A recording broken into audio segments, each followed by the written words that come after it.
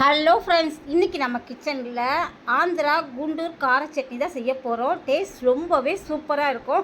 இந்த சட்னி வச்சு இட்லி செஞ்சு சாப்பிட்டிங்கன்னா எத்தனை இட்லி சாப்பிட்றீங்கன்னு உங்களுக்கே தெரியாது. கணக்கே இல்லாமல் சாப்பிடுவீங்க. டேஸ்ட் அவ்வளோ சூப்பராக இருக்கும். எப்படி செய்யுதுன்னு பார்க்கலாம் வாங்க. சுடுதண்ணியில் அரை மணி நேரத்துக்கு முன்னாடியே 8 காஞ்ச மிளகா நான் ஊற போட்டு வச்சுருக்கிறேன். இது நல்லா ஊறி நல்லா சாஃப்டாக இருக்குது பாருங்கள். இது நல்லா ஆறட்டும். ஆறின பிறகு மிக்ஸி ஜாருக்கு மாற்றிக்கலாம். இது நல்லாவே ஆறிடுச்சு. இப்போ மிக்ஸி ஜாருக்கு மாற்றிக்கலாம். நான் 8 காஞ்ச மிளகா போட்டுக்கிறேன். உங்கள் காரத்துக்கு தகுந்த மாதிரி நீங்கள் கூடவோ குறைக்கவோ வச்சுக்கலாம், உங்கள் விருப்பம்தான். எனக்கு இதனால் காரமான மிளகானால நான் 8 மிளகா வச்சுருக்கிறேன். இப்போ மிக்ஸி ஜாருக்கு மாற்றியாச்சு. 200 கிராம் வெங்காயம், சின்ன வெங்காயம் போட்டால் டேஸ்ட் சூப்பராக இருக்கும். என்கிட்ட சின்ன வெங்காயம் இல்லாதனால நான் பெரிய வெங்காயமே போட்டிருக்கிறேன். இதையும் மிக்ஸி ஜாருக்கு மாற்றிக்கலாம்.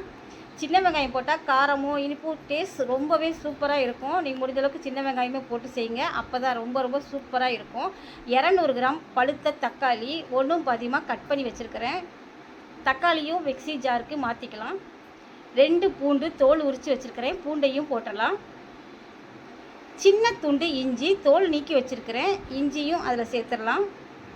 இந்த சட்னிக்கு சுவை கூட்டுறதுக்காக அரை ஸ்பூன் கல்லுப்பு போட்டுடலாம். தண்ணி எதுவும் ஊற்ற தேவையில்லை. காஞ்ச மிளகால ஏற்கனவே தண்ணி ஊற்றிருக்கணும். இப்போ நைஸாக அரைச்சிட்டு வந்து பார்க்கலாம். நைஸாக அரைச்சாச்சு பாருங்கள். பார்க்கும்போதே எவ்வளோ சூப்பராக இருக்குது பாருங்கள். நல்லா டேஸ்ட் சூப்பராக இருக்கும் பாருங்கள். எவ்வளோ கலர்ஃபுல்லாக இருக்குது. அடா சூப்பராக இருக்குது பாருங்கள். இப்போ இதை குட்டி மிக்சிங் பவுலுக்கு மாற்றிக்கலாம். இப்போ ஒரு கடாய் அடுப்பில் வச்சு 2 ஸ்பூன் நல்லெண்ணெய் ஊற்றிக்கிறேன். அரை ஸ்பூன் கடுகு போட்டுடலாம். எண்ணெய் சூடாகிடுச்சு, கடுகும் பொரிஞ்சிருச்சு. இப்போது ஒரு கொத்து கருவேப்பிலை போட்டுடலாம். கருவேப்பிலையும் நல்லா பொரிஞ்சிருச்சு. இப்போ இது எடுத்து நம்ம அரைச்சி வச்ச சட்னியில் ஊற்றிடலாம். பாருங்கள், பார்க்கும்போதே எவ்வளோ சூப்பராக இருக்குது பாருங்கள். பார்க்கும்போதே சாப்பிட்ணுன்னு தோணுது. டேஸ்ட்டும் ரொம்பவே சூப்பராக இருக்கும். ரொம்ப காரசாரமாக சாப்பிட்ணுன்னு நினைக்கிறவங்களாம் இந்த சட்னியை ஒரு முறை செஞ்சு பாருங்கள்.